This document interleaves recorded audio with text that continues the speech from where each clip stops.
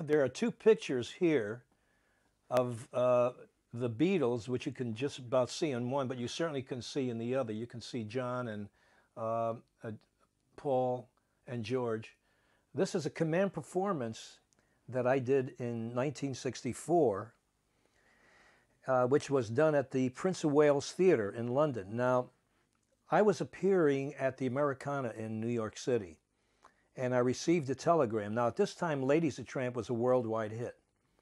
I received a telegram saying that the Queen requests your presence at a Royal Command performance. Now, I thought it was a joke because Buddy Rich and I would send each other these most bizarre telegrams, and I didn't think anything of it.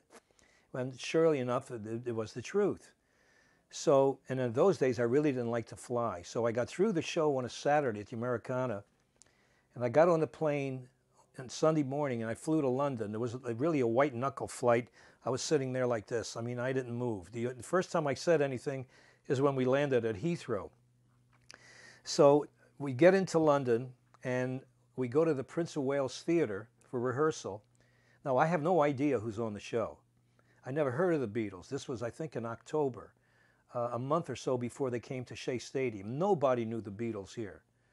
So we get through. I go to the Prince of Wales Theatre, and as I'm going to the theater, there must have been 10,000 people outside the theater shouting, Paul, Ringo, shouting their names and everything.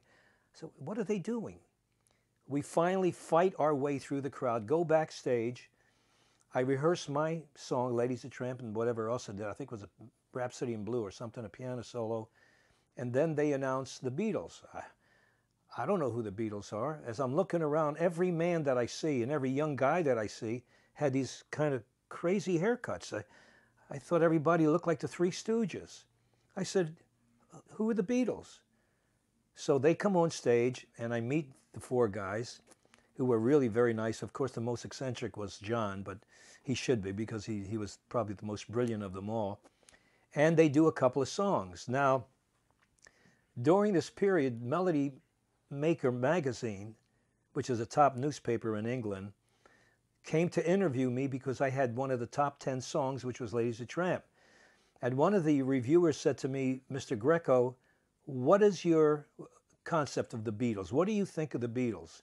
And I said very smugly, well, if I know my music, the Beatles will be around for a year. A year. Wow. So that was an incredible thing. And then for me, a kid from South Philadelphia, to do a command performance for the Queen and the Queen Mother was unheard of. A great night, great day in my life.